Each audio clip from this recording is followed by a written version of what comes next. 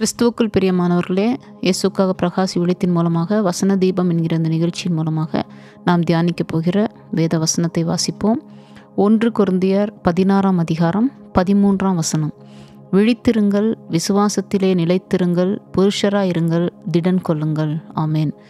இந்த வேத வசனத்தை தான் நாம் தியானிக்கப் போகிறோம். விழித்திருங்கள், 4 காரியத்தை இந்த இடத்துல ஆவியானவர் காண்பிக்கிறார். முதலாவது விழித்திருங்கள், 2வது விசுவாசத்திலே நிலைத்திருங்கள், 3வது புருஷராயிருங்கள், அடுத்து திடன் கொள்ளுங்கள்.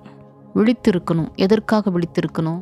தெளிந்த புத்தி உள்ளவர்களாயிருங்கள், விழித்திருங்கள், பிசாசு எவனை விழுங்கலாமோ என்று சொல்லி கர்ஜிக்கிற சிங்கத்தை போல அவன் வகை தேடிக்கொண்டிருக்கிறான்னு சொல்லி வேதத்தில் வாசிக்கிறோம். அப்போ இந்த நாட்களில் ரட்சிக்கப்பட்டிருக்கிற நாம் நித்திய ஜீவனை பெற்றுக்கொள்வதற்கு விழித்திருக்கிறவர்களாய் நாம் இருக்க வேண்டும். எந்த நேரத்திலையும் பிசாசினுடைய கிரியைகளில் அகப்படக்கூடிய சில தந்திரமான வலைகள் இந்த நாட்களில் விரிக்கப்பட்டு வருகிறது. அந்த வலைகளில் நம்மளுடைய கால்கள் சிக்கிக்கொள்ளாதபடிக்கு நாம் விழித்திருந்து ஒவ்வொரு நாளும் செபிக்கணும். மனுஷகுமாரன் வருகிற நாளிகையாவது நீங்கள் அறியாதிருக்கிறபடினால் விழித்திருங்கள். புரியுதுங்களா? அதான் ஆயத்தத்துக்காக விழித்திருக்கணும். 1. 2வது பிசாசினுடைய தந்திரங்களுக்கு நாம் உடன்படாதபடிக்கு கவனமாய் விழித்திருந்து கால்கள் சிக்கிக்கொள்ளாதபடிக்கு நம்மை காத்து கொள்ள வேண்டும். 2 காரியத்தில் நாம் விழித்திருக்கிறவர்களாக இருக்கணும். அதுலேயே நீங்கள் நிறைய காரியங்களை பார்த்தீங்கன்னா விழித்திருந்து செபிக்கணும்னு சொல்லியிருக்கும். புரியுதுங்களா? அந்த ஜெபம் ரொம்ப முக்கியம். இந்த நாட்களில் ஜெபத்தின் வழியாக வேத வசனத்தின் மூலமாக ஏறெடுக்கப்படுகிற ஜெபம், வேத வசனத்தை கொண்டு ஏறெடுக்கப்படுகிற ஜெபம். அதனால தான் ஆண்டவர் சொல்கிறாரு, அப்படியே என் வாயிலிருந்து புறப்படுகிற வசனமும் இருக்கும், அது வெறுமையாய் திரும்பாதபடி நான் விரும்புகிறதை செய்து அதை அனுப்பின காரியமாகும்படி வாய்க்கும். விழித்திருங்கள். புரியுதுங்களா? வேத வசனத்தோடு செபிக்க விழித்திருக்கணும். பிசாசினுடைய தந்திரங்களுக்கு உடன்படாதபடி காத்துக்கொள்ள விழித்திருக்கணும். தேவனுடைய வருகை அந்த நாள் சமீபமாக இருக்கிறபடினால அதற்கு ஆயத்தமாக இருக்கும்படியாக நாம் விழித்திருக்கணும். அடுத்து விசுவாசத்திலே நிலைத்திருங்கள். விசுவாசம் நம்ம மத்தேயு, மார்க்கு, லூக்கா, யோவானில் நீங்கள் வாசிச்சிங்கன்னா அவர்கள் அங்கு விசுவாசியாதபடினால் தேவன் அங்கு அற்புதம் செய்யவில்லை என்று சொல்லி எழுதப்பட்டிருக்குது. விசுவாசிக்காதவர்களுக்கு வசனம் தரித்திருக்கிறதும் இல்லை இருதயத்தில் அப்படின்னு சொல்லி எழுதப்பட்டிருக்குது. புரியுதுங்களா?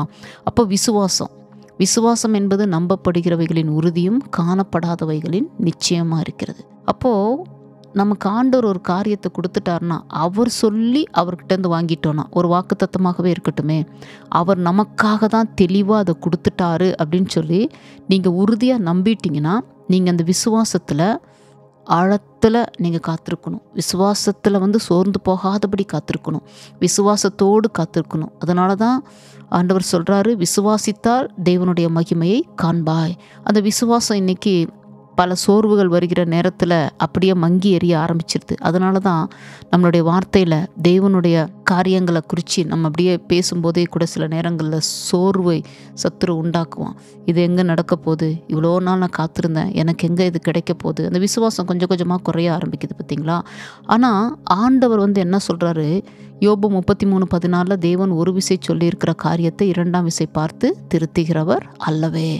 அப்போ அவர் ஒரு விசை நமக்கு ஒரு வார்த்தையை கொடுத்துட்டாரு அப்படின்னா அதை மாற்ற மாட்டார். ஆபிரகாமுக்கு ஒரு வார்த்தையை கொடுத்தாரு, நான் உன்னை பெரிய ஜாதியாக்குவேன். அது அப்படியே ஆண்டவர் செய்து முடித்தார் இல்லையா?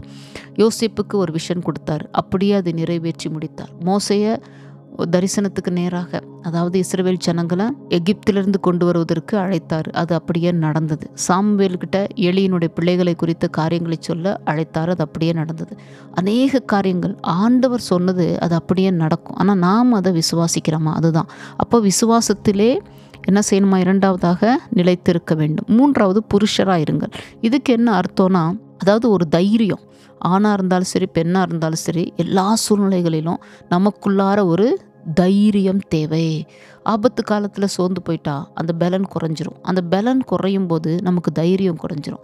ஆண்டவர் நம்மளை தைரியம் உள்ளவர்களாக தான் இருக்க சொல்லியிருக்கிறாரு.